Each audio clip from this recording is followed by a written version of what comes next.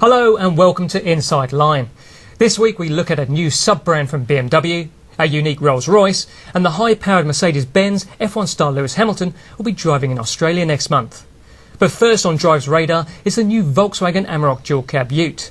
And Richard, should the all-conquering Toyota Hilux have anything to fear? Well, I'd say that Toyota executives will be taking a very close look at this car. I mean, it's got all the attributes that say it's going to make an impact in that market. It's probably going to have the most fuel-efficient engine. It's probably going to have the best power delivery of anything in that class. So it's definitely a force to be reckoned with. And it's going to have class-leading safety with a 5-star ANCAP rating, which is very rare for that segment.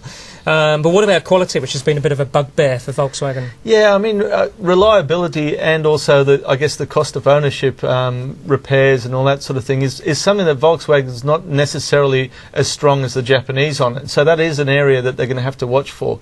The other area is, of course, they don't have the range to start with that the Toyotas and the Mitsubishis of this world have. They've got no automatic and they've got no cab chassis, which means they can't put a tray on the back. So it'll be interesting to see how it all turns out. But we're going to see those holes should be filled sort of later in the year. But I think there's no doubt we're going to see VW sales further boosted this year by the arrival of Amarok. Absolutely. Anyway, BMW isn't expected to build a ute anytime soon, but it has been busy overnight launching a new sub-brand. Richard, tell us more.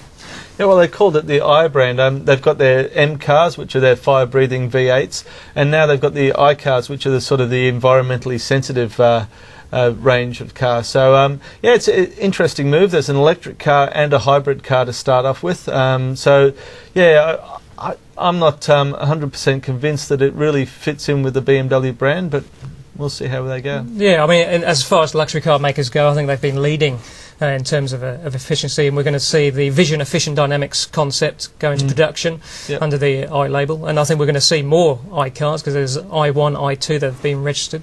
So, they do sound suspiciously like an A3 and an A8, though, don't they? So from a branding point of view, I guess they've got a bit of work to do, but it is an exciting prospect, an electric BMW. Right, this week we've also seen another electric car from the BMW group, and perhaps an unexpected one, Richard. Electric Rolls Royce, who would have thought, hey? But, you know, in some ways it makes sense. I mean, it's obviously one of the big things about a luxury car is having the quiet and the refined feel. And obviously with no internal combustion engine, you're definitely going to have that quiet feel. That's right. And they're going to take this Rolls on a global tour. Well, there's only one of them, and to find out if the millionaires really like this kind of drivetrain. So. Yeah. I mean, the challenge with them is, as you know, when we've driven these cars, is that they sometimes the lack of an internal combustion engine highlights some other noises and stuff that happens in the cabin. So they're going to have to get on top of that so that they can deliver that real Rolls-Royce refinement. Indeed.